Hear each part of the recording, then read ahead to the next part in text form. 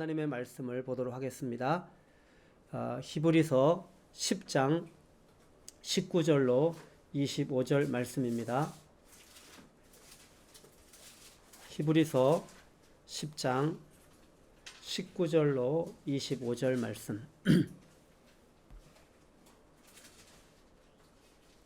찾으시고요. 함께 읽도록 하겠습니다. 시작. 그러므로 형제들아, 우리가 예수의 피를 힘입어 성소에 들어갈 담력을 얻었나니 그 길은 우리를 위하여 휘장 가운데로 열어놓으신 새로운 살 길이요 휘장은 곧 그의 육체니라. 또 하나님의 집 다스리는 큰 제사장이 계심에 우리가 마음의 뿌림을 받아 악한 양심으로부터 벗어나고 몸은 맑은 물로 씻음을 받았으니 참마음과 온전한 믿음으로 하나님께 나아가자. 또 약속하신 이는 믿으시니 우리가 도리의 소망을 움직이지 말고 굳게 잡고 서로 돌아보아 사랑과 선행을 격려하며 모이기를 패하는 어떤 사람들의 습관과 같이 하지 말고 오직 권하여 그날이 가까움을 볼수록 더욱 그리하자. 아멘. 2021년 새해 첫 주 주일 예배를 드리게 하신 하나님을 찬양합니다. 저는 2020년 마지막 날 로마서 묵상을 시작하였습니다. 그리고 2021년을 맞이하며 로마서 서론 말씀을 묵상하는 가운데 로마 교회에 바울이 전해주었던 복음에 집중하게 하시며 더욱 복음에 집중하여 복음을 영화롭게 할 것에 대하여 말씀해 주셨습니다. 그리고 2021년 약속의 말씀으로 오늘 우리가 읽은 본문 히브리서 10장 19절로 25절 말씀을 주셨습니다. 오늘 함께 나누어질 말씀은 따라 할까요? 열려진 새로운 살길. 열려진 새로운 살길이라는 제목으로 말씀을 나누도록 하겠습니다. 함께 본문을 보도록 하겠습니다. 먼저 본문의 내용을 정리를 합니다. 19절로 22절 말씀은 성경에 게시된 완전한 십자가 복음은 성취되었기에 온전한 믿음으로 하나님께 나아가라고 말씀하고 있습니다. 그리고 26절로 29절은 우리가 온전한 믿음으로 나아가지 못하도록 미혹하는 사단의 미혹이 있고 그 미혹에 넘어간 자들이 있다고 말씀하십니다. 그리고 30절로 31절은 그들을 미워하지 말고 원수를 갚으려고 하지 말고 하나님의 주권을 인정하라고 하십니다. 그리고 23절로 25절 말씀은 변함없는 소망이 되시는 약속하신 신실하신 주님을 바라보고 복음이신 예수를 굳게 잡으라고 하십니다. 복음에 합당한 삶을 살라는 것이죠. 그날이 가까이 오고 있는데 모이기를 패하지 말고 더욱 모이기에 힘쓰라고 하셨습니다. 그리고 마지막으로 32절로 39절은 잠시 잠깐 후면 오실 이가 오시는데 뒤로 물러가지 말고 영혼을 구원하는 믿음을 가지라고 말씀하셨습니다. 이 말씀을 가지고 오늘 열려진 새로운 살길이라는 제목으로 말씀을 나누도록 하겠습니다. 이제 2021년을 맞이했습니다. 근데 보이는 현실은 2020년과 다를 바가 없습니다. 아니, 더 상황은 악해져 가는 것 같습니다. 코로나19는 더 확장되고 있고 2021년 문이 열렸는데도 불구하고 보여지는 현실은 마치 닫혀진 상황인 것 같습니다. 2021년 새해 첫날에도 신종 코로나 바이러스 감염증 신규 확진자는 1000명선을 계속 넘기고 있습니다. 하루 사망자도 17명이 발생해 두 자릿수를 이어가고 있습니다. 정부는 수도권 거리 두기를 2.5단계로 상향하면서 3단계에 해당하는 집합 금지 조치를 내렸습니다. 이제 3일이면 오늘 2.5단계 조치가 종료되는데 정부는 다시 5인 이상 사적 모임 금지를 내일부터 2주간 전국적으로 확대했습니다. 2.5단계에서 종교 모임은 예외이며 20명 미만의 필수 인원만 예배에 참석하고 또 정교 예배를 비대면 온라인 예배로 진행하는 것입니다. 교회들은 비대면 예배에서 대면 예배로 변화가 일어나기를 원하지만 여전히 모이기가 쉽지 않은 상황입니다. 이때 교회는 어떻게 하여야 할까요? 너무 움츠러들 필요는 없습니다. 방역을 철저히 지키면서 신앙은 더욱더 지켜야 할 것입니다. 사랑하는 성도 여러분, 흔들릴 때는 흔들리지 않는 것을 붙잡아야 합니다. 어두울 때는 빛을 비추어야 합니다. 거짓이 난무할 때는 진리가 들려져야 합니다. 약할 때는 강하신 분이 도와주셔야 합니다. 초라할 때는 존귀하신 분의 격려가 필요합니다. 오늘 우리가 읽은 히브리서 본문에서 저자는 흔들리지 않는 것이 있다고 합니다. 어둠을 밝히는 빛이 있다고 합니다. 거짓을 이기는 진리가 있다고 합니다. 약함을 도우시는 하나님이 살아 계시다고 합니다. 그분이 열어놓으신 새로운 살 길이 있다고 하십니다. 변하지 않는 보이는 현실 한가운데서 변하지 않는 사실이 있습니다. 닫혀진 것 같은 현실 한가운데 열어놓으신 새로운 살 길이 있습니다. 그것은 다른 것이 아니라 성경에 계시된 복음, 아들을 통하여 성취된 완전한 복음입니다. 우리 19절로 21절을 함께 읽겠습니다. 시작. 그러므로 형제들아 우리가 예수의 피를 힘입어 성소에 들어갈 담력을 얻었나니 그 길은 우리를 위하여 휘장 가운데로 열어놓으신 새로운 살 길이요 휘장은 그의 육체니라. 또 하나님의 집 다스리는 큰 제사장이 계심에 우리는 죄악으로 인하여 죽음의 길을 걸어가고 있었습니다. 사망의 길을 걸어가고 있었습니다. 이것은 누구도 부정할 수 없는 사실입니다. 2021년을 맞이하고 싶었지만 2021년을 맞이하지 못하고 죽은 자들이 있습니다. 우리는 이 사실만 보아도 우리가 걷고 있는 이 길이 죽음의 길인 것을 부정할 수 없습니다. 그러나 하나님을 만나면 죽음의 길을 멈추고 생명의 길을 걸을 수 있습니다. 구약에서는 하나님을 만나는 장소가 있었습니다. 그곳은 지성소였습니다. 구약의 이스라엘 백성들 중에서 지성소에 들어갈 수 있는 사람은 아무도 없었습니다. 그것은 오직 대제사장만이 1년에 한 번 들어갈 수 있었습니다. 대제사장이라고 할지라도 그에게 죄를 처리하지 않은 상태로 들어가면 바로 죽음이었습니다. 하나님을 만나야 생명을 얻고 죽음의 길에서 생명의 길을 걸을 수 있습니다. 그런데 어떻게 하나님을 만날 수 있습니까? 성소에는 휘장이 쳐져 있었습니다.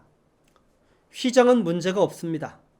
문제는 하나님을 만나기 위해서 휘장을 지나가야 하는데 죄가 있으면 휘장은 죽음의 문이 됩니다. 휘장이 문제가 아니라 바로 죄가 문제인 것을 알게 되어집니다. 히브리서 5장 1절로 3절을 제가 읽어드립니다. 대제사장마다 사람 가운데서 택한 자이므로 하나님께 속한 일에 사람을 위하여 예물과 속지 않은 제사를 드리게 하나니 그가 무식하고 미혹된 자를 능히 용납할 수 있는 것은 자기도 연약에 휩싸여 있습니다. 그러므로 백성을 위하여 속죄제를 드림과 같이 또한 자신을 위하여도 드리는 것이 마땅하니라. 1년에 딱 한 번 대제사장만이 들어갈 수 있었던 그곳. 그런데 대제사장도 죄인이었다는 사실입니다. 그도 백성을 위하여 속죄를 드렸지만 자신도 동일하게 자신을 위하여 속죄제를 드려야 했습니다. 우리는 알게 됩니다. 모든 인간은 죄의 문제를 가지고 있습니다. 죄의 문제가 해결되면 하나님을 만날 수 있게 되는 것입니다. 그러나 이 땅에는 이 죄의 문제를 해결할 수 있는 사람이 없습니다. 왜냐하면 모든 사람이 죄를 범하였기 때문입니다. 사람은 스스로 죄의 문제를 해결할 수 없습니다. 하나님은 휘장을 걷어내실 수 있는 분이 오실 것에 대하여 약속하셨고 드디어 그분이 오셨습니다. 히브리서 기자는 외치고 있습니다. 히브리서 8장 1절에 지금 우리가 하는 말의 요점은 이러한 대제사장이 우리에게 있다는 것이라. 히브리서 7장까지 계속 말씀하시고 그 많은 분량의 말씀을 한마디로 요점을 정리하면 압축하면 대제사장이 우리에게 있다는 것입니다. 도대체 이분은 어떤 분이십니까? 히브리서 4장 14절로 16절에 보니 그러므로 우리에게 큰 대제사장이 계시니 승천하시니 곧 하나님의 아들 예수시라. 우리가 믿는 도리를 굳게 잡을지어다. 우리에게 있는 대제사장은 우리의 연약함을 동정하지 못하실 이가 아니요 모든 일에 우리와 똑같이 시험을 받으신 이로되 죄는 없으시니라. 그러므로 우리는 긍휼하심을 받고 때를 따라 돕는 은혜를 얻기 위하여 은혜의 보좌 앞에 담대히 나아갈 것이니라. 큰 대제사장이신 하나님의 아들 예수 그리스도, 예수님은 우리와 똑같이 시험을 받으셨지만 우리와 다른 것 한 가지는 죄가 없는 거룩한 분이시라는 것입니다. 이 죄가 없는 분이 어떤 일을 하셨습니까? 히브리서 9장 25절로 28절, 대제사장이 해마다 다른 것의 피로써 성소에 들어가는 것 같이 자주 자기를 드리려고 아니하실지니 그리하면 그가 세상을 창조한 때부터 자주 고난을 받았어야 할 것이로되 이제 자기를 단번에 제물로 드려 죄를 없이 하시려고 세상 끝에 나타나셨느니라. 한 번 죽는 것은 사람에게 정해진 것이요 그 후에는 심판이 있으리니 이와 같이 그리스도도 많은 사람의 죄를 담당하시려고 단번에 들이신 바 되셨고, 구약의 대제사장은 해마다 다른 양의 피로 성소에 들어갔습니다. 그러나 대제사장이신 예수님은 그렇게 하지 않으셔도 되셨습니다. 왜냐하면 그분이 제물로 오셨기 때문입니다. 예수님이 제물이 되셔서 단번에 죄를 없이 하셨기 때문입니다. 예수님은 이 일을 위해서 세상에 오신 것입니다. 대제사장 되신 예수님이 단번에 죽으심으로 말미암아 많은 사람의 죄를 담당하셨습니다. 이것이 바로 대제사장이신 예수님이 하신 일입니다. 히브리서 저자는 이제 고백합니다. 이제 우리는 성소에 들어갈 담력을 얻었습니다. 무엇이 그것을 가능하게 하였습니까? 바로 예수님의 피입니다. 히브리서 저자는 천둥과 같이 이 사실을 선포합니다. 19절 20절, 그러므로 형제들아 예수의 피를 힘입어 성소에 들어갈 담력을 얻었나니 그 길은 우리를 위하여 휘장 가운데로 열어놓으신 새로운 살 길이요 휘장은 곧 그의 육체니라. 죄가 하나님과 우리 사이를 가로막고 있었습니다. 누가 감히 하나님과 우리 사이를 막고 있는 휘장을 찢을 수가 있습니까?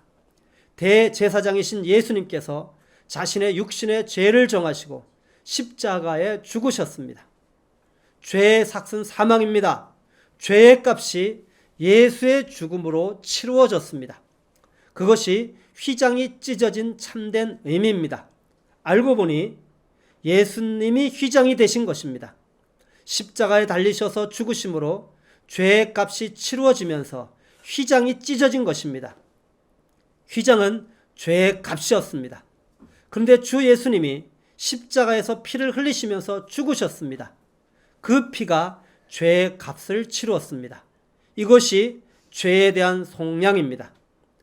사랑하는 성도 여러분, 하나님과 우리 사이를 막고 있던 휘장이 찢어졌습니다. 죄가 해결되어졌습니다. 이제 새로운 살 길이 열렸습니다.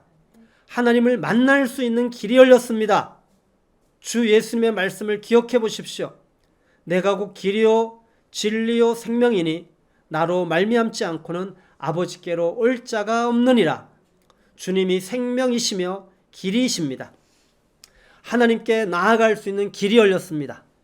이 길은 휘장 가운데로 열어놓으신 새로운 살 길입니다. 얼마나 기쁜 소식입니까? 얼마나 놀라운 소식입니까? 이것이 완전한 십자가의 복음입니다. 사랑하는 성도 여러분, 새로운 살 길이 열렸습니다. 이제 우리는 하나님께 나아가야 합니다. 어떻게 나아갈 수 있습니까? 22절 말씀입니다. 온전한 믿음으로 하나님께 나아가자. 하나님의 아들이시며 대제사장이신 예수님께서 십자가에서 흘리신 피로 살 길을 열어 놓으셨습니다. 이제 나아가기만 하면 됩니다. 나아가는 유일한 원리는 온전한 믿음입니다.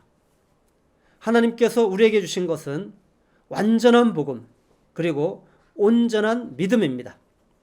이것이 바울 사도가 고백한 의인의 삶의 원리입니다. 로마서 1장 17절에 복음에는 하나님의 의가 나타나서 믿음으로 믿음에 이르게 하나니 기록된 바 오직 의인은 믿음으로 말미암아 살리라 함과 같으니라. 완전한 복음, 온전한 믿음입니다. 갈라디아서 2장 20절 내가 그리스도와 함께 십자가에 못 박혔나니 그런즉 이제는 내가 사는 것이 아니요 오직 내 안에 그리스도께서 사시는 것이라. 이제 내가 육체 가운데 사는 것은 나를 사랑하사 나를 위하여 자기 자신을 버리신 하나님의 아들을 믿는 믿음 안에서 사는 것이라. 완전한 복음, 온전한 믿음입니다. 사랑하는 성도 여러분, 완전한 복음을 계시하시고 성취하신 주님을 찬양하십시다. 온전한 믿음으로 이 복음에 참여하여 누리는 원리로 믿음을 선물로 주신 주님을 찬양하십시다. 2021년 한 해 여러분의 삶의 모든 현장에서 복음을 영화롭게 하는 복된 한 해가 되기를 주 예수 그리스도의 이름으로 축복합니다. 사랑하는 성도 여러분, 그리스도인은 복음이 완전하다는 사실을 알아야 합니다. 완전한 복음이 실제가 되도록 하나님께서 선물로 주신 것이 온전한 믿음이라는 사실도 알아야 합니다. 완전한 복음을 온전한 믿음으로 받으면 복음의 영광과 능력과 축복을 경험하게 됩니다. 하나님께서 창조하신 목적대로 하나님을 영화롭게 하는 삶을 살게 됩니다. 그러나 이 일은 저절로 이루어지지 않습니다. 우리는 이 일이 실제가 되기 위하여 몇 가지 사실을 알아야 됩니다. 첫째는 변하지 않은 세상에서 우리는 여전히 살고 있다는 것입니다. 둘째는 우리는 연약한 육체 가운데 산다는 것입니다. 셋째는 우리를 미혹하는 사단이 여전히 존재하며 활동한다는 사실입니다. 마태복음 24장 4절 5절에 보면 예수께서 대답하여 이르시되 너희가 사람의 미혹을 받지 않도록 주의하라. 많은 사람이 내 이름으로 와서 이르되 나는 그리스도라 하여 많은 사람을 미혹하리라. 24절에 거짓 그리스도들과 거짓 선지자들이 일어나 큰 표적과 기사를 보여 할 수만 있으면 택하신 자들도 미혹하리라. 변하지 않은 세상에서 연약한 육체 가운데 살아가는 택하신 자들조차 사단은 사람들, 거짓 선자들을 통하여 미혹한다고 주님이 이미 말씀하셨습니다. 우리 주변을 눈을 들어 살펴보십시오. 거짓 선자들이 난무하고 있습니다. 거짓 선자들은 광명의 천사의 모습으로 우리에게 다가와서 미혹을 합니다. 미혹의 기준은 아주 분명합니다. 그것은 사람을 좋게 하는 것과 하나님을 좋게 하는 것으로 구별됩니다. 사람을 좋게 하면 반드시 복음을 변질시키는 시도를 합니다. 다른 복음을 만드는 자들이 있다는 것입니다. 그런데 배교자들이 이런 짓을 한다는 것입니다. 히브리서 저자는 바로 이런 자들이 어떤 일들을 하는지 고발을 하고 있습니다. 26절로 29절을 함께 읽어보도록 하겠습니다. 히브리서 10장 26절로 29절 함께 읽습니다. 시작. 우리가 진리를 아는 지식을 받은 후 짐짓 죄를 범한즉 다시 속하는 죄사가 없고 오직 무서운 마음으로 심판을 기다리는 것과 대적하는 자를 태울 맹렬한 불만 있으리라. 모세의 법을 패한 자도 두세 증인으로 말미암아 불쌍히 여김을 받지 못하고 죽었거든.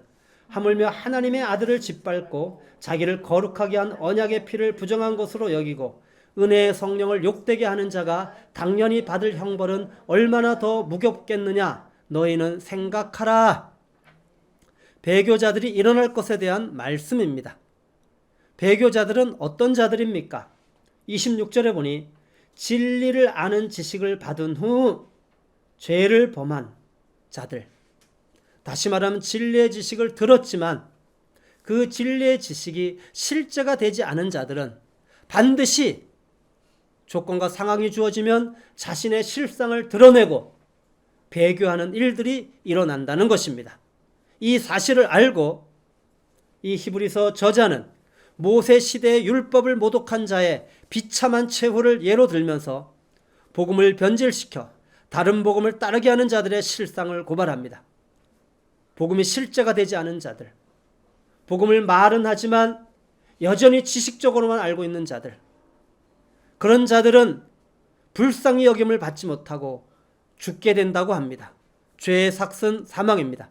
이것이 하나님의 심판입니다. 그럼 배교자들은 어떤 자들입니까? 26절 말씀입니다. 진리를 배워서 지식으로는 알았지만 생명으로는 실제가 되지 않은 자들입니다. 복음이 실제가 되지 않은 자들은 신앙적으로 혼돈 가운데 방황을 하다가 겉으로는 실제인 것처럼 하지만 그 내면은 갈등과 고민 가운데 결국은 십자가를 선택하지 못하고 종교인이 되어서 배교하게 되어집니다. 배교하는 자들은 복음을 변질시키는 일을 시도합니다. 그런데 세 가지 형태로 나타난다고 합니다. 첫째, 29절에 따라 하십시다. 하나님의 아들을 짓밟는 일. 하나님의 아들을 짓밟는다는 것은 무슨 뜻입니까? 짓밟다. 카타파테오는 멸시하다는 뜻입니다. 배교자들이 하나님의 아들을 멸시하였다는 것입니다.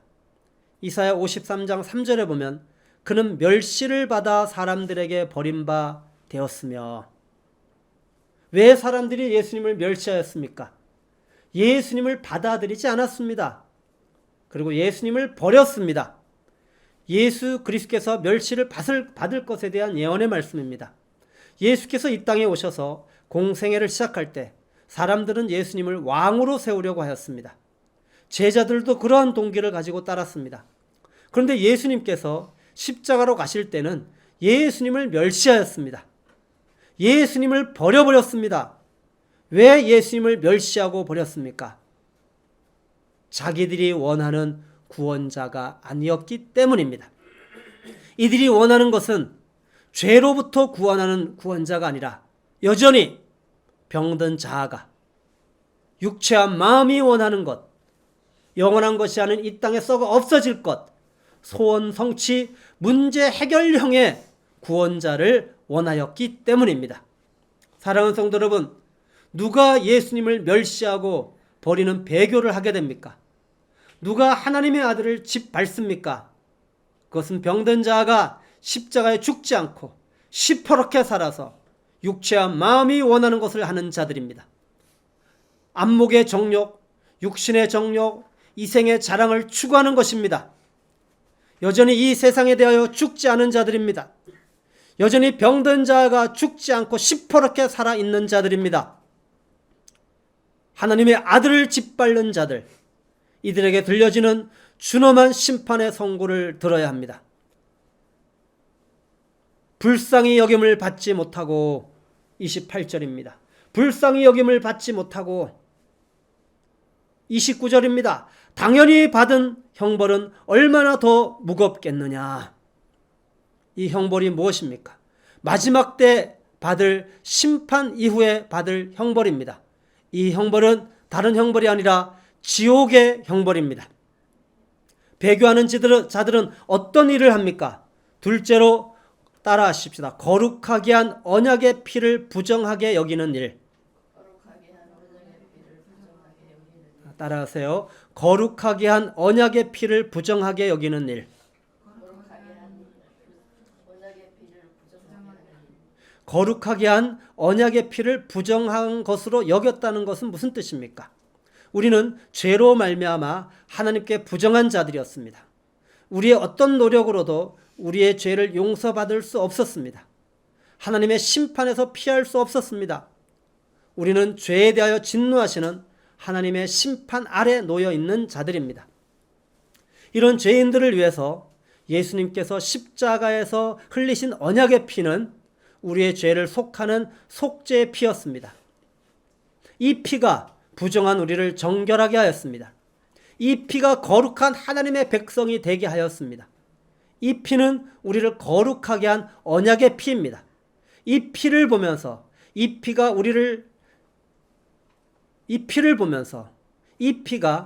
우리는 죄를 용서받는 유일한 능력인 것을 발견하게 됩니다. 이 사실을 믿는 자들은 죄와 싸우되 피 흘리기까지 싸웁니다. 성령을 따라 행하며 육체의 소욕을 따르지 않습니다. 육체와 함께 그 정욕과 탐심을 십자가에 못 박은 자들입니다.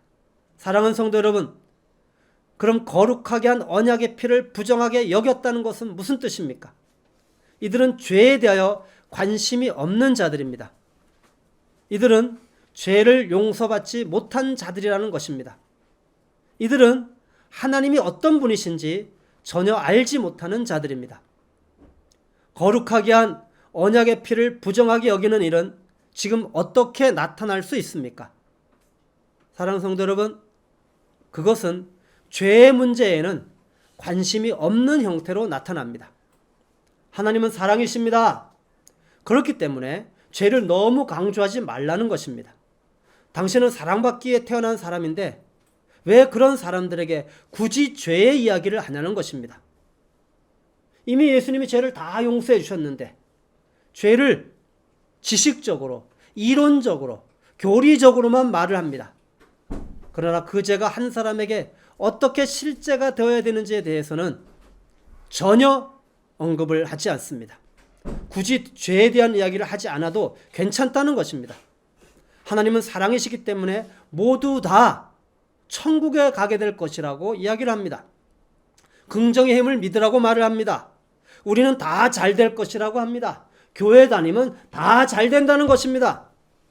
사랑하는 성도 여러분, 죄의 문제 해결 없이 우리가 잘 되는 것입니까? 그 잘 되는 것이 얼마나 갑니까? 이 땅에서의 잘 되는 것은 결코 영원한 것이 될 수가 없습니다. 사랑하는 성도 여러분, 이것이 바로 거룩하게 한 언약의 피를 부정하게 여기는 일입니다. 존재적 죄인이 자아를 추구하도록 더 부추기는 일입니다. 이 모습이 지금 이 시대에 또 교회들에게도 나타나는 거룩하게 한 언약의 피를 부정하게 여기는 일입니다. 여러분은 어떠십니까? 이들에게 들려지는 준엄한 심판의 선고를 들어야 합니다. 불쌍히 여김을 받지 못하고 죽었거든 당연히 받은 형벌은 얼마나 더 무겁겠느냐. 셋째, 은혜의 성령을 욕되게 하는 일입니다. 이것은 무슨 뜻입니까? 성령님은 진리의 영입니다. 우리를 진리 가운데로 인도하셔서 진리로 살아가게 하시며 진리를 증거하게 하시는 영이십니다. 성령님은 그리스도인들을 통하여 하나님의 뜻을 이 땅에 이루시는 분이십니다. 이 일을 위해서 오셨습니다. 근데 성령님을 이용하는 자들이 있습니다. 여기서 욕되게 하였다고 하는데 애니브리조, 오만, 불손하게 되었다는 것입니다. 성령님을 오만하게, 불손하게 되었다는 것입니다. 다시 말하면 성령님이 내 삶의 주인이어야 되는데 내가 주인이 되어서 성령님을 종으로 부려먹는 것입니다. 주의 일이라는 명분을 가지고 병든 자가 자기의 유익을 위해서 성령님을 이용하였다는 것입니다. 그러나 기억하십시오. 우리가 스스로 착각할 뿐입니다. 성령님에게 불손하게 대하여 성령님을 이용하는 자들, 이들에게 들려지는 준엄한 심판의 선고를 들으십시오. 불쌍히 여김을 받지 못하고 죽었거든 당연히 받은 형벌은 얼마나 더 무겁겠느냐. 사랑하는 성도 여러분, 이것이 바로 지금 이 세대에 일어나는 일들입니다.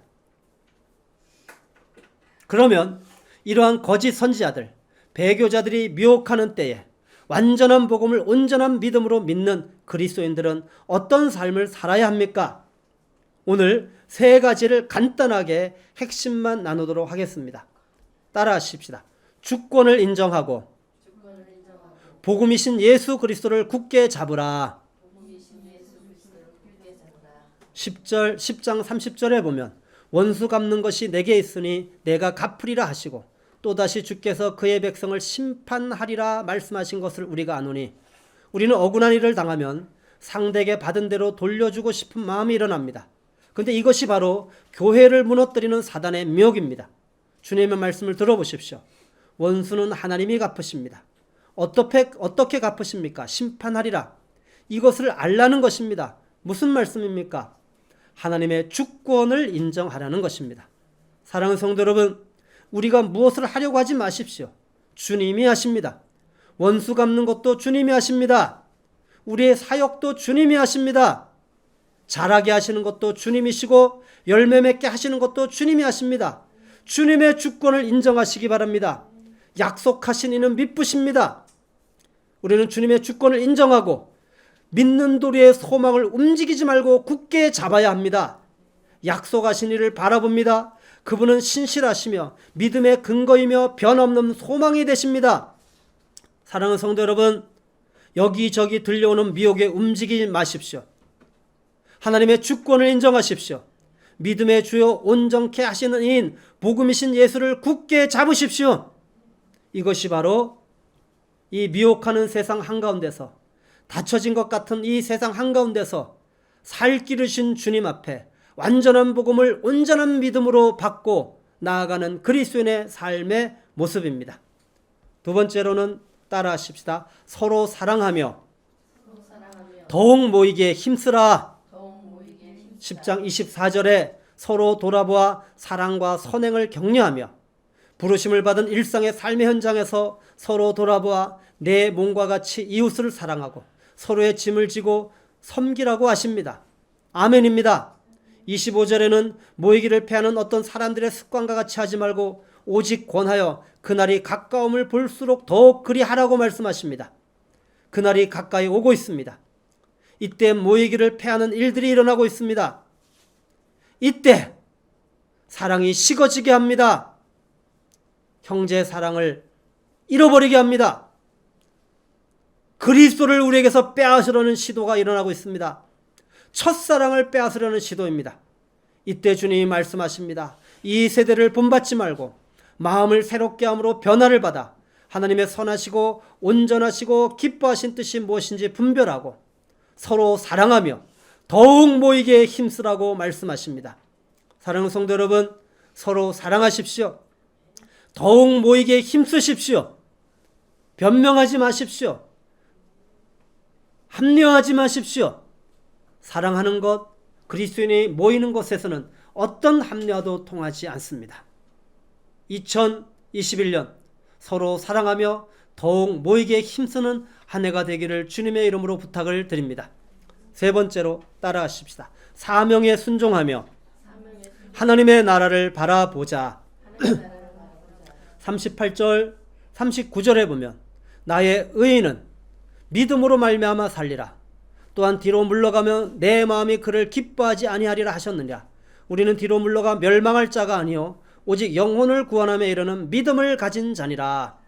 잠시 잠깐 후면 오실 이 예수 그리스도께서 재림하실 것입니다. 뒤로 물러가지 말라고 하십니다. 인내하며 담대하라고 하십니다.